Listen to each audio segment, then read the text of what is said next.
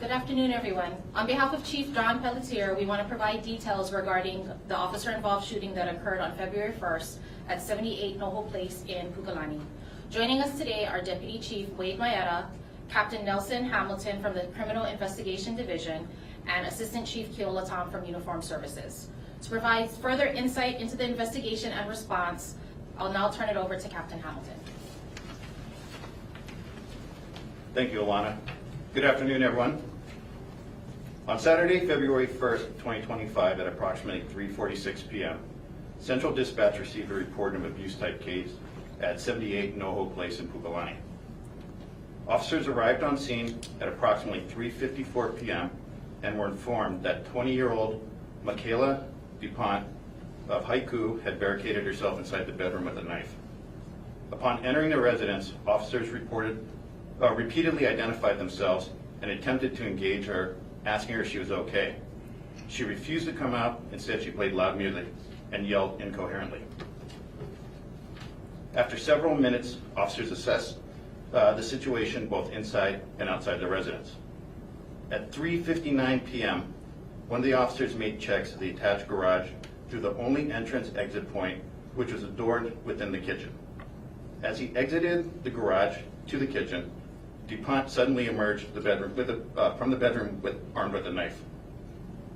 The officer drew his firearm as she advanced, as the second officer who entered the residence withdrew his taser.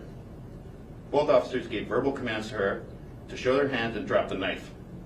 When she failed to comply, she continued forward with the knife. The officers instructed her multiple times to drop the knife. Within a span of 10 seconds, the officers attempted to create distance while continually verbal commands. When she raised the knife and moved towards the officers, he discharged his firearm twice. At 4:01 p.m., officers immediately called for medical assistance and began life-saving measures while awaiting the medics. So we're going to put up a couple photos here. Okay, so this is the enclosed garage, and this is the knife that she was holding when she advanced towards the officers.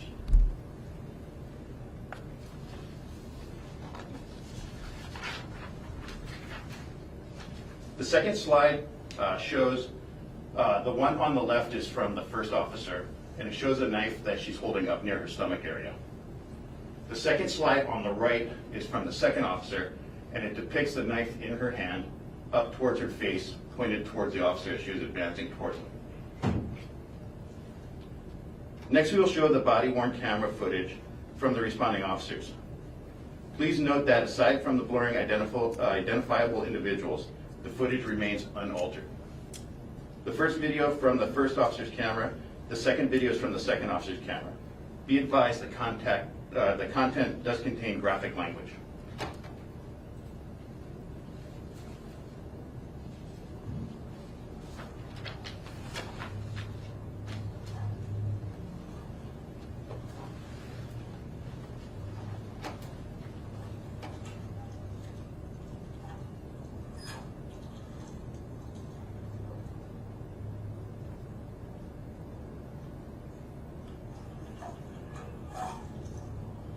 Let me see your hands.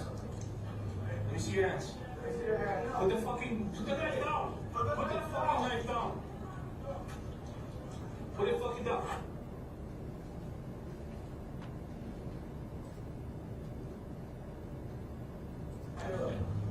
Let me see your hands. Let me see your hands. Put the knife down. Put the knife down.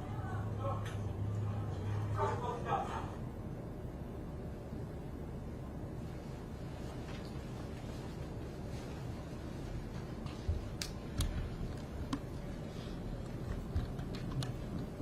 Had the individual survived, she would have been charged with attempt murder in the first degree. The sanctity of human life is a core value of the Maui Police Department and is embedded in our policies and our training. We recognize that a family is grieving the loss of a loved one. There are no winners in critical incidents.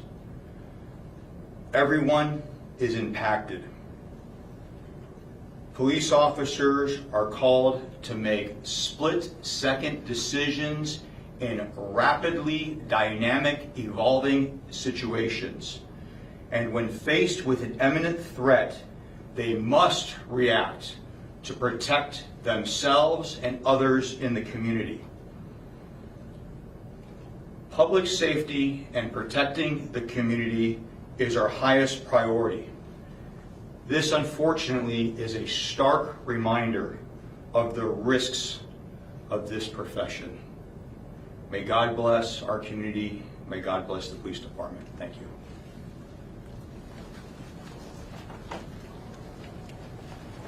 Thank you for coming, everyone. This concludes our press conference for today.